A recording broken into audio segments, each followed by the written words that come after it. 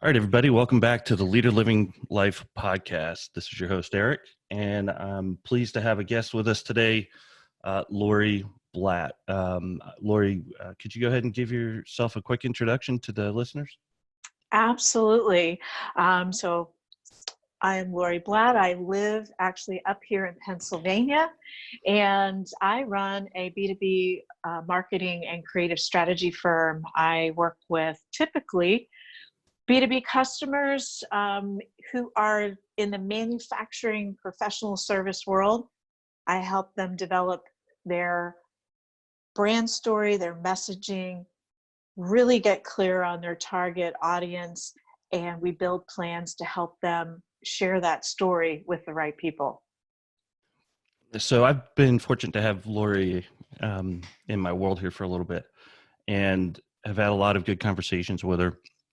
And frankly, I'm learning a ton from her as well. And we've been having this in the context of COVID-19, but I think it extends into other situations where the market is struggling. Why is marketing the last thing that companies should be abandoning right now? Because we're seeing them retract in spend across a number of areas. But for some reason, it seems like the marketing piece it is an easy target. I struggle with that. In that, in my mind, we have to continue to be present in the world. So Lori and I've been talking about that, and definitely, Lori, you have a much deeper understanding of the topic. So could you maybe highlight for our listeners, why is that not the right place to be taking a whack at your budget right now? Yeah, we're all dealing with a very different scenario today with the COVID crisis, the economic halt to all of our lives and businesses. But this is actually not an unusual phenomenon that often happens when businesses are in some kind of distress, and it's really undercuts what they ought to be considering before they look at cutting out marketing. So I'm just going to relate a story quick. Back in 2008, we all remember, the bubble burst in October, November, and it carried well over into 2009. And I myself, literally, I had a guerrilla client. They were 80% of my business. And when all of that went down, they just stopped their marketing. Their clients dead? They stopped dead. Wow. Just stopped. They happened to be in the financial district in New York.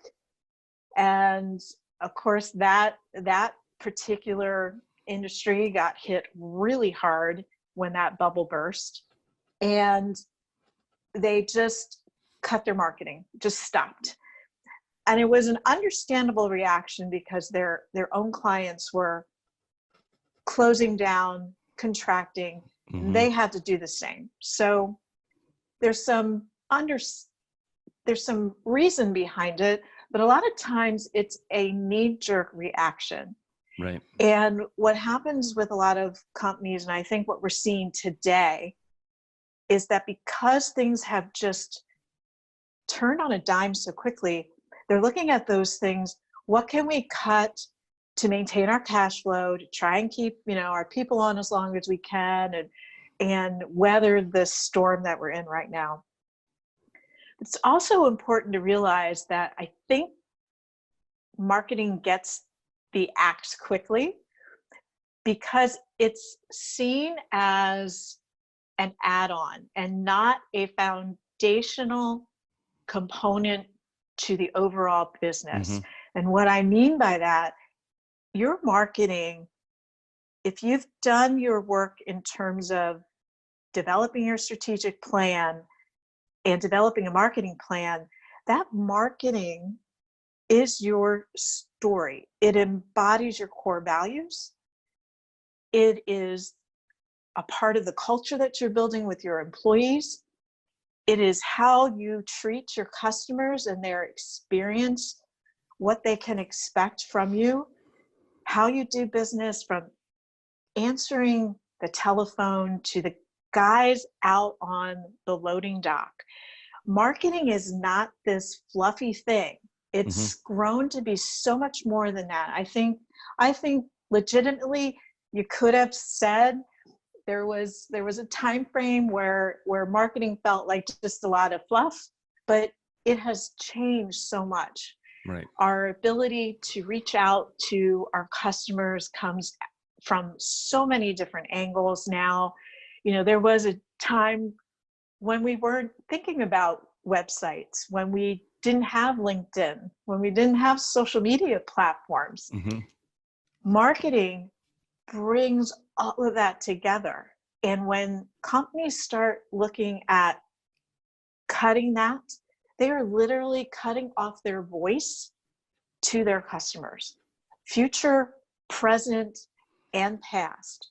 And that's why it's so important not to look at marketing as this piece of your business that you can just jettison and pick it up later. Yeah. It's really, really key. Yeah. And I think when we, I remember that because I was in a market that was commodity driven, and it was a very tough period of time. I think particularly in what we're going through right now, consumers and buyers, I believe, just from the people I talk to, my clients, friends, and other business associates, I think consumers and buyers have irrevocably changed how they consume marketing, how they shop, and how they buy. So not, we think about that in the context of the consumer side, with things like food subscription services, delivery services. I think that this created an opportunity for those things to become entrenched. And I don't think we're going to ever go back 100% to the old way of doing things. I think that these new approaches are going to stay. So I think there's and again, I don't have the exposure to do so. You prove me wrong, or expand on it. But I think this is an important time for companies to really reframe their messaging if that wasn't already their messaging. And I think that we need to start rethinking what wall do we write our message on. So people are now being exposed to things in-app marketing. I'll throw Instacart out there. I don't have any association with them, but as an example, now consumers are in there and shopping. That's the wall in front of them that you need to be writing your message on. And I think we're going to see that shift in where do we put it. And the other thing that, millennials kind of started this whole part of having an expectation of corporate responsibility in the businesses that they work for or that they buy from. And I think that has spread. I mean, that it came from them. It's a great contribution to our society. And I think that people are looking at companies through that lens right now. How are you handling it? And what are you doing to protect both your employees, your customers, and are you trying to capitalize on this? Are you being a vulture? There are some companies that I'm hearing a lot of criticism about who have pushed to be essential, and I won't get into names of them, but you guys, everybody kind of has a feel for them, that really are just gathering places, and they haven't put in place the protections for the customers and the employees, but they are making money hand over fist. I think that they need to be very sensitive about their marketing as well and start taking control of that messaging. And then the last one that is just recent for me. I have some insight into the meat industry, particularly in the beef and pork, and everything that's going on there with the marketing. They just took a beating the past couple of days on social media about reopening plants or or plants having infected employees, and they're getting totally roughed up over this. So I think there's a lot of stuff going on that makes me concerned about the whole point of, well, let's cut back on the marketing. Yeah, you bring up some great points, and those are examples of organizations that have put their marketing on hold, or abandoned it altogether. Marketing is really your voice in the world and your messaging. And with the whole COVID issue right now, and what's been happening to the business models that people used to be accustomed to, that have now changed dramatically, literally overnight. We had clients that they didn't have an online presence, and they had to figure it out really, really fast. Mm-hmm. And now they're recognizing that there are new ways to reach people without being face to face. And it took some getting used to. Some of my clients who are very extroverted people, who are run 24/7 by their calendars, all of a sudden had nowhere to go, Yep. no meetings to hold, no clients to be face to face with. And they frankly probably took 2 to 3 weeks to find their feet, because this was not only a disruption of the marketplace and the economy, it was a total disruption to their way of doing business. Yeah, to their lifestyle. Right, to their whole lifestyle, and getting used to as you can see in the surroundings here, working from home. So marketing really is it is a marathon. That is a long-standing analogy that you probably have heard before. Marketing is a marathon. It is not a sprint. You have got to be in it for the long haul. And actually the new phrase that I really started to share with people after reading Simon Sinek's book, The Infinite Game, which I highly recommend, is that marketing is really an infinite game. It is not finite. If you have a finite mindset, if all you're doing is looking at the numbers, or the number of likes, or the SEO data, I mean, that's all great. It gives you a snapshot in time, but you've got to be able to use that in the bigger picture of where you're going.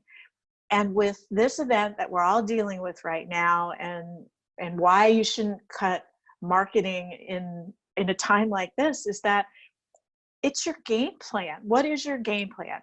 How are you going to move your model of dealing with customers? Maybe they were coming into your physical storefront.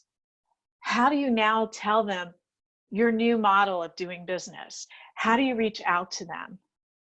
Maybe your model was doing face-to-face meetings that a lot of coaches, consultants, that was how they lived. From meeting to meeting. Right, from meeting to meeting to meeting.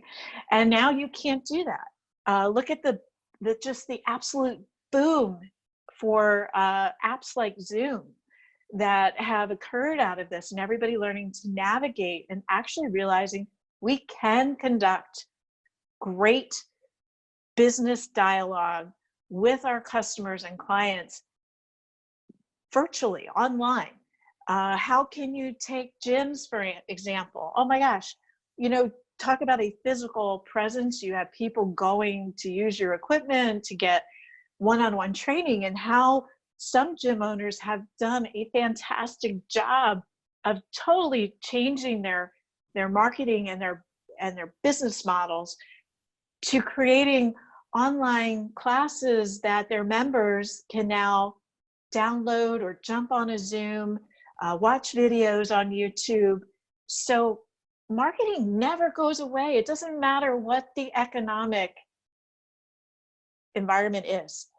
Marketing is such a pillar of every business, or it should be, that you are simply looking at what's going on right now, how do I best serve, and how can I deliver my goods or services to my people.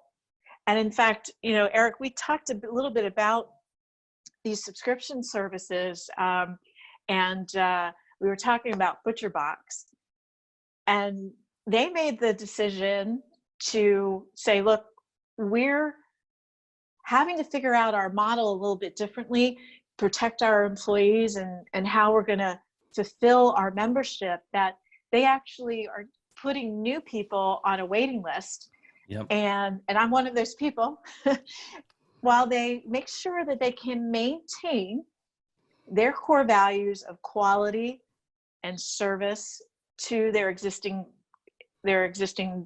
base of people database.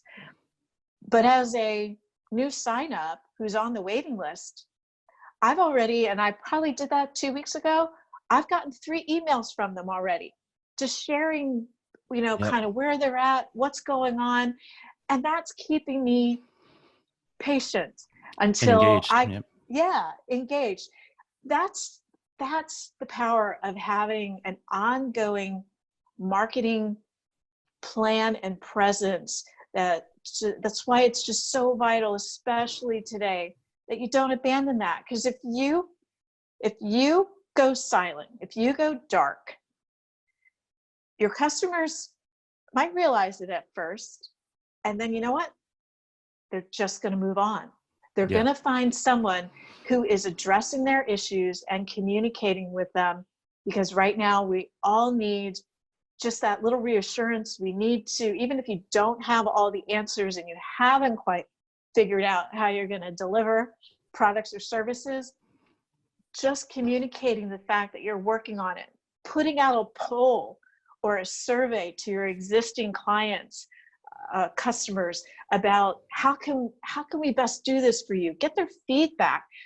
It's all about your marketing has become an customer experience. It's that engagement factor outside of the purchase, and that gets overlooked by a lot of companies. And I think you were alluding to some of that, where the vultures set in and they're only worried about hitting their numbers.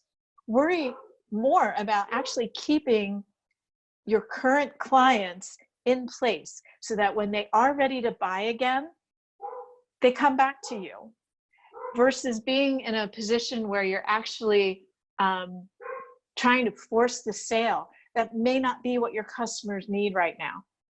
And it's the idea of serving. And I think I've seen a lot of great examples of companies coming out with ways to share things with their customers or potential new prospects that gives them a taste of what it's like to work with them, with a small fee or no fee, just to say, look, we're here to help. We're here to share some of what we do, and maybe this will get you through, the next month or two. And then we're here to work with you when you're ready. Yeah. So I think that's important. There's so much good stuff in that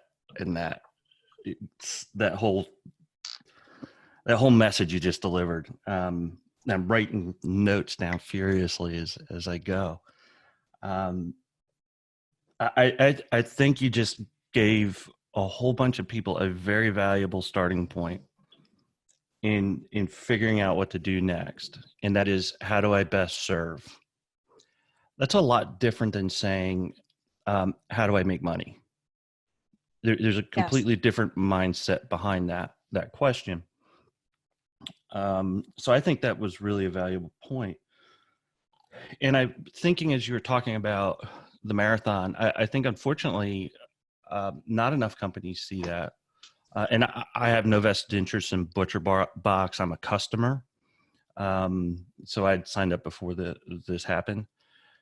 But I feel like they got the point about it being a marathon, and it doesn't feel contrived to me, their messaging. So I'm looking at the message on their website, about joining our wait list. And they launch right off. Accountability is one of our core values. And the last thing we'd ever do is make a promise we can't keep. Like, when we talk about corporate responsibility and a message that really engages people in your culture, whoever wrote that, they should get a raise when this is over. But it also feels genuine and authentic, and I'll have to see. I'd love to get them on an episode with you and I and talk through this, because I think that what they're doing is a good example for others. But part of what resonates with me right now too is I think there is a spectrum of where companies are at right now. There's this whole beginning of real marketing. So I think some companies, they confuse sales and advertising as marketing, and as you explained very well, it's not. They may be components of it, but it's not marketing. So we have these companies that are now shifting away from where they had signs in their window to another level of actual marketing. So, and we'll do an episode on this towards the end. I should have told everybody that we're doing a series here. We'll get that message out, but to talk to them about this whole idea, like, what's a content calendar look like? How do you execute on keeping this stuff out there? And then you have the companies who really did see the marathon. So this is a continuation, although disrupted continuation, where they're shifting their strategy, or should be, or maybe they shouldn't. Maybe their strategy fits right here, but they have to look at it.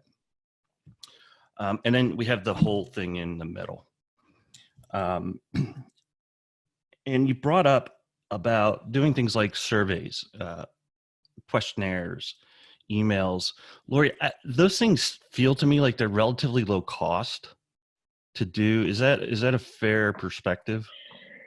Yeah, it absolutely is. There are a lot of options out there for people to use. All depends on the size and scale of your company. But you're absolutely right. And even social media platforms, you can do a survey. Most companies today, especially if they're customer to customer, B2C,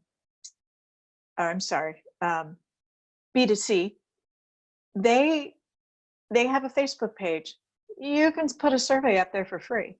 It's just a matter of someone within your company thinking through, what do we want to ask, and putting it out there.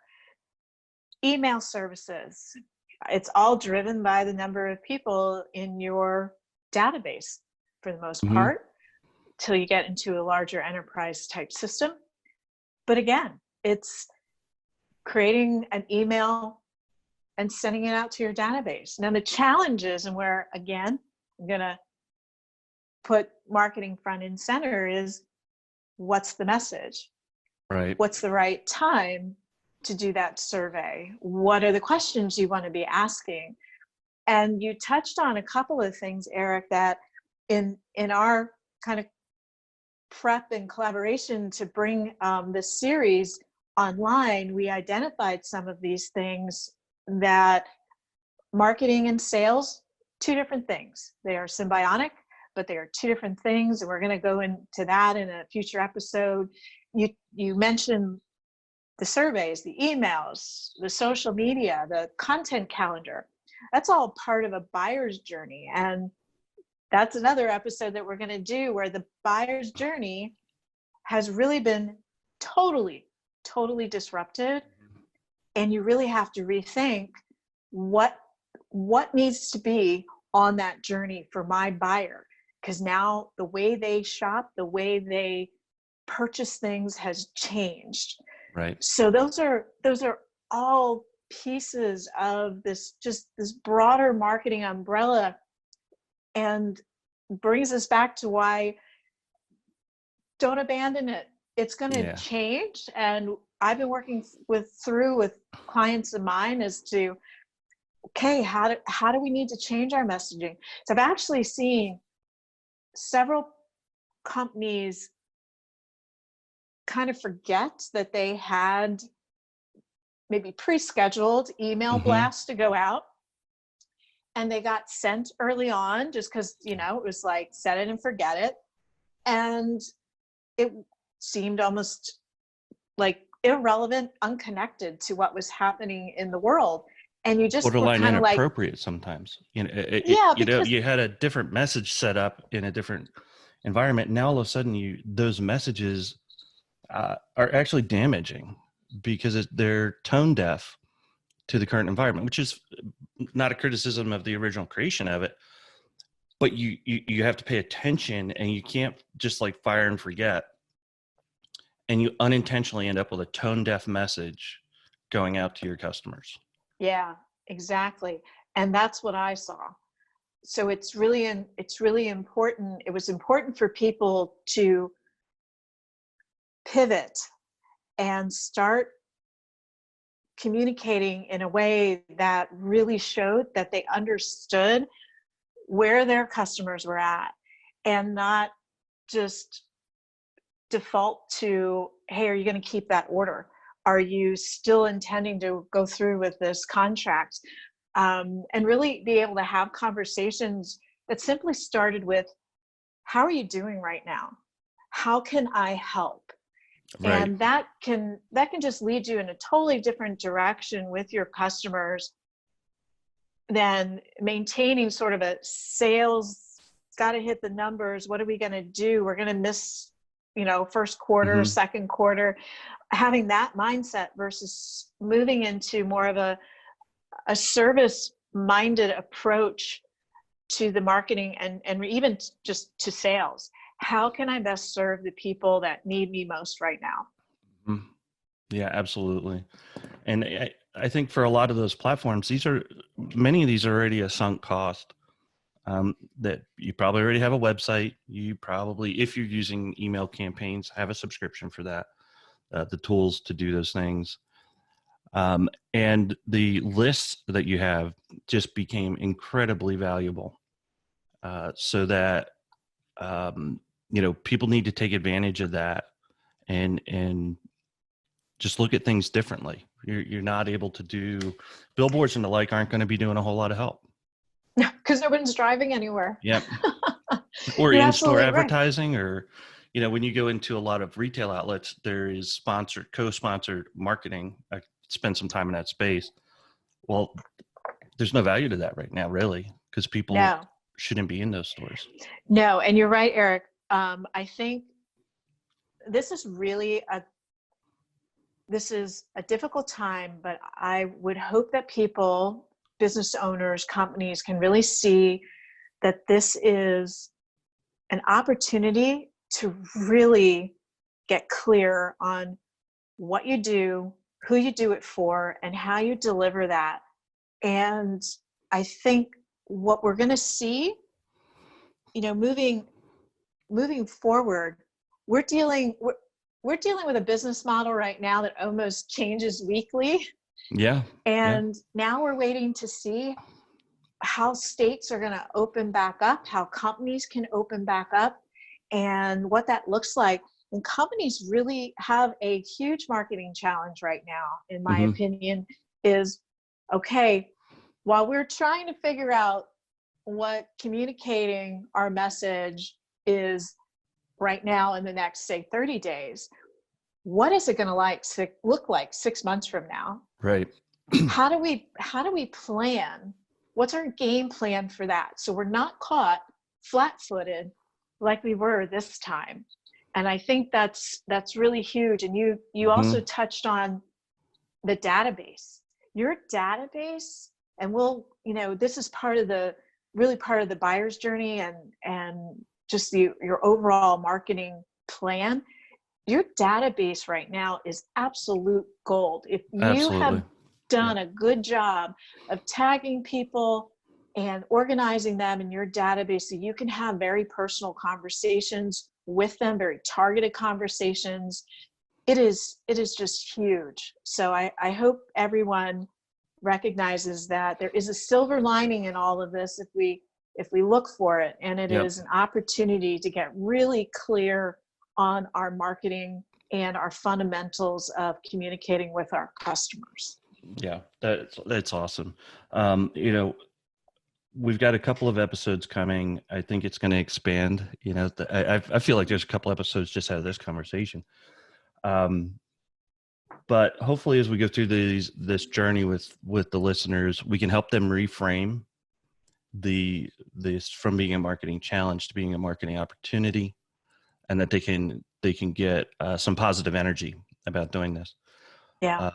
And it's a funny conversation because I'm appreciating the integration of all of the ideas that you're bringing forward, because I feel the continuation of the conversation going. But you know, we'll wrap this episode and look forward to having you back to continue this. It's such a powerful time to help people get through this, preserve their brand, and I'm very grateful for you committing your experience and expertise to helping people out through this. Well, thank you, Eric. I love doing it. It's what I live and breathe. It's my DNA. So I'm sure nobody picked up on your passion. Yeah. Maybe I'll try. Maybe I have to tone it No. down. I love it. Don't do that.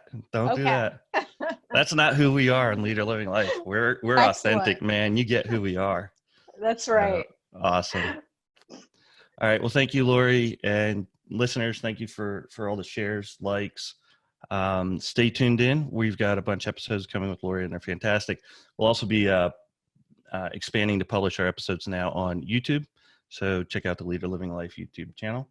Thanks for tuning in, and we will talk to you guys soon.